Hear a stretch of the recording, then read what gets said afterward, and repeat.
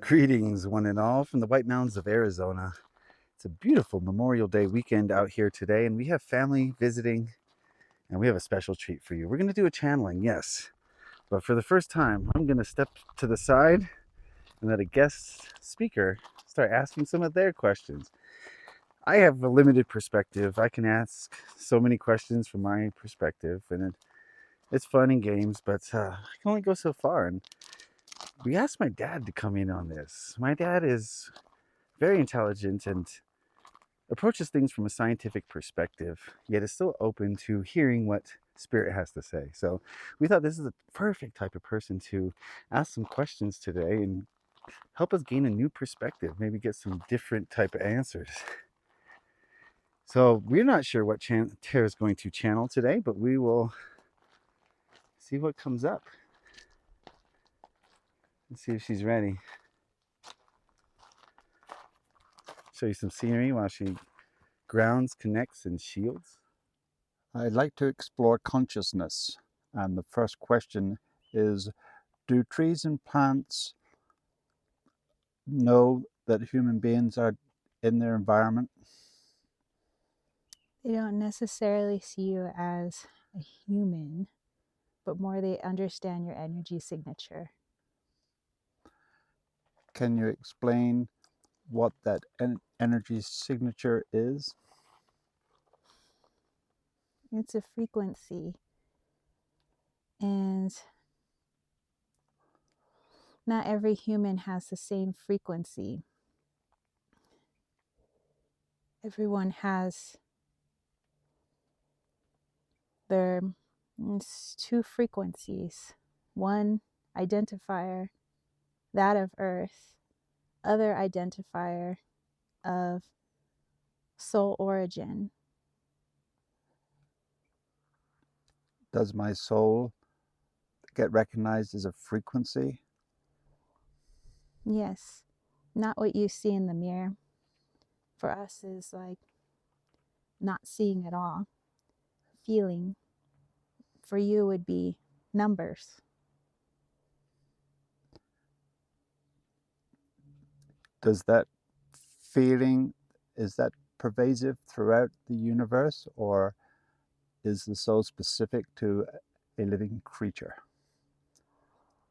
You asked regarding the those that reside on Earth. That's how we perceive, not how all of the universe perceives. How do they measure perception? What is it that they are perceiving? To give an example, since it is a feeling, when you know somebody's standing right behind you, you can't see them, but you know somebody's standing there. That's the same feeling we have when you're near us. If you stand next to a tree, we can't see you, but we know you're there. If you were to lay hands on us, it would be as if somebody were just about to put their hand on your shoulder while standing behind you. The feeling is greater that there's somebody right behind me about to touch me. Can I communicate with that tree? You can. How do I do that? You would have to see in how you perceive us. Not every human perceives a tree in the exact same way. We perceive you through feeling. Some people might have visuals or colors when they connect with our energy, but it's a tuning into your energy, not the physical skin that you're in, but many call it the heart. It's not exactly the physical heart that you're connecting to, but a center in that energy. People call it the heart. And you're asking, sometimes telepathically, sometimes with your words, that you would like to connect with us. Not in those exact words, but for example's sake.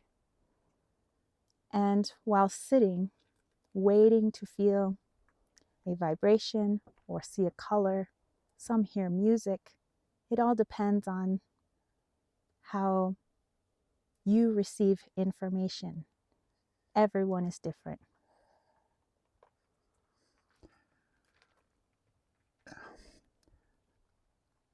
So does the soul only reside in living creatures, or does it reside in everything? Everything. What you call soul is actually consciousness. Consciousness doesn't necessarily mean a human form or tree form or animal form. It's just a level of awareness of one's surroundings is consciousness. Why was the planet Earth created, and why is it so unique in the universe, given there's so many different permutations that create life? The earth wasn't created per se by any one being or race, but created organically, much like you were created from your parents. There always has been life. It might be a difficult concept to understand, no starting point, but there is no starting point. And so Earth itself was created from itself. Thus, it created itself and came to be. If you were to just look into the reality in which you live, you call it the third dimension, this reality. There is one Earth. If you were to look into realities beyond what you can see, there are other Earths, not too dissimilar, some exactly the same, but that's getting into other realms of understanding. So humans perceive a heaven or a source. What is heaven? It is just what you are. It is not a place that you go, but because you leave the physical self, this reality that you're in, the way humans explain it is that they go someplace. I go to heaven. I go to source. Really, you come home to yourself. You get to take off your suit and come home to yourself. That is source. So within the source, we talk about a God. Is there an entity that is a God, or are we all divine gods? We would say that you are all considered divine. There isn't one supreme being. Again, to envision one supreme being means that there is a creator, a beginning of everything. And remember, there is no beginning. It's all been infinite. All has created itself. So we go to this place called the source, and we can come back over and over to this third dimensional world, or do we have choices where we can go to other dimensions when we die? You always have a choice, but since we'll say all is one, all being the same thing in essence, even though technically you're all different frequencies, we'll say you're made of the same stuff. And everyone, past, present, and future, as all is operating as one at once, are all learning. And as the soul evolves, its ability to make decisions evolves. Its awareness expands. And as others expand, you expand as well. So humans have existed in the form of a soul from the beginning of time and will continue to the end of time. There have been various points of beginnings, as you would see it in this reality that you're in. But as the universe, there isn't a beginning. But humans did have a beginning here. Time is different. And at some point, there will be an end for humans. Will it ever be possible that humans, through scientific methods, will be able to measure the soul or measure dimensions of space other than the third and fourth dimensions? You already have. Not in this earth incarnation, but you will again.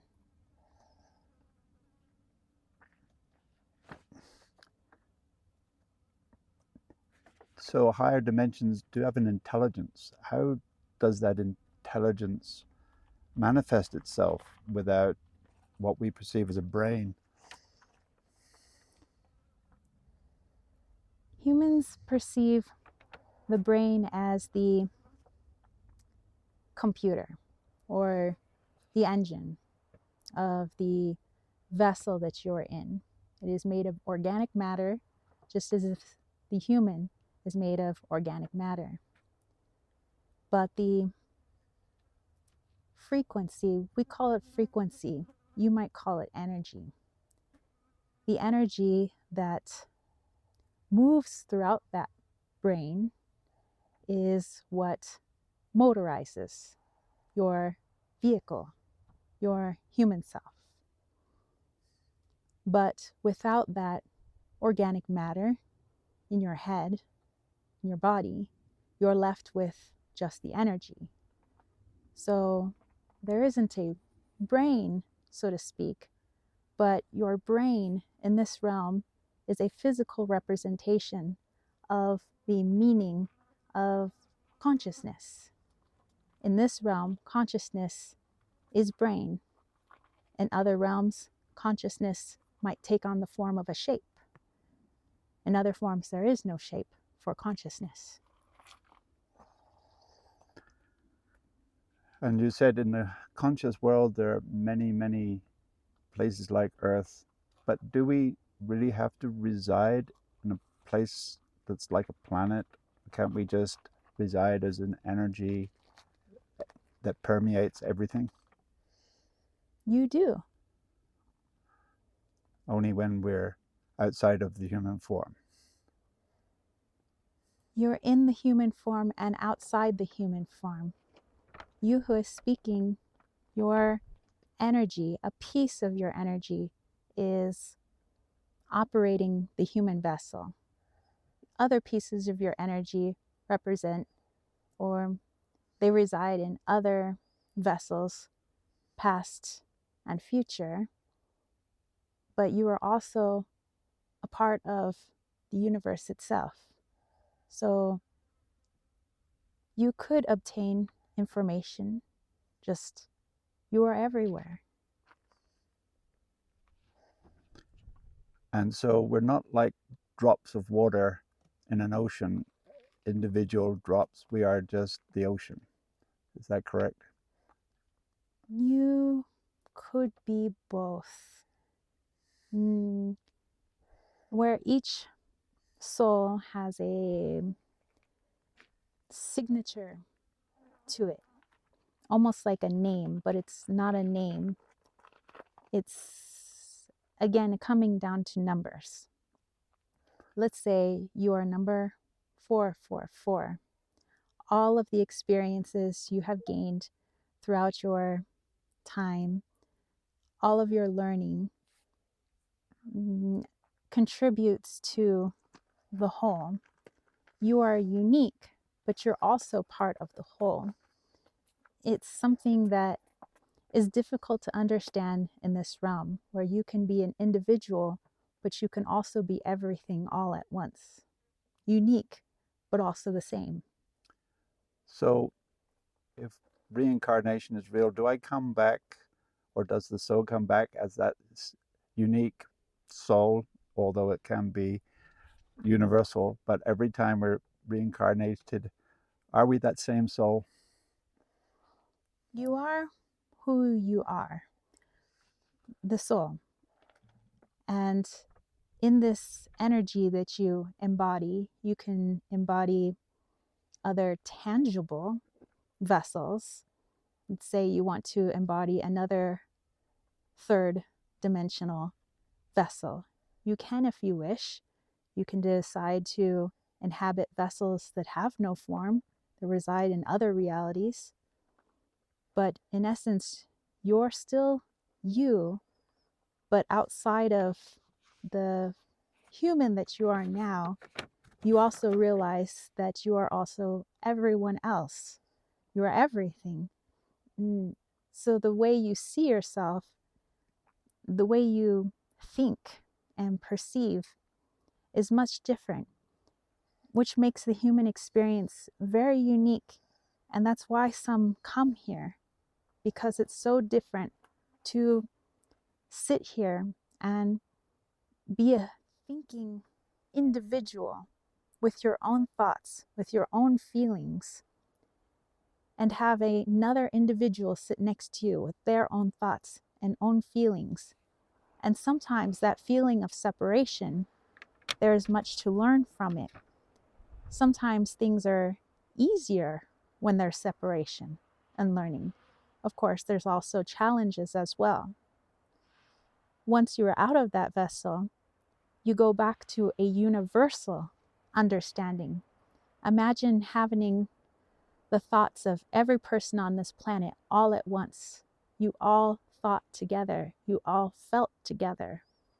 It's a very difficult concept to explain, but this is why it's fun sometimes to come back here and be someone separate, individual, yet together. Is there an ultimate goal for the universal consciousness that it's trying to achieve? Or is it just unique learning experiences from all the different aspects of the soul and the different bodies that it becomes a part of? It's many answers. There's a lot of reasons for what we do as a whole. You have not only individual purposes, individual soul purposes, you also have individual soul purposes that help the whole. You have different polarities working for their purposes, but ultimately, it is for the growth of the universe.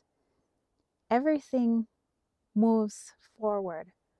So, just as a human might birth a baby, a universe could birth another universe or step into another form of itself. Not really a reincarnation, but to incarnate into another level. This is always the goal. Well, thank you very much for all your insightful answers to my questions, and we'll leave it at that point.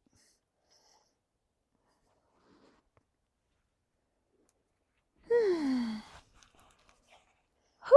Okay. Oh my goodness. Well, I got to take. I was off, so I don't know where I went.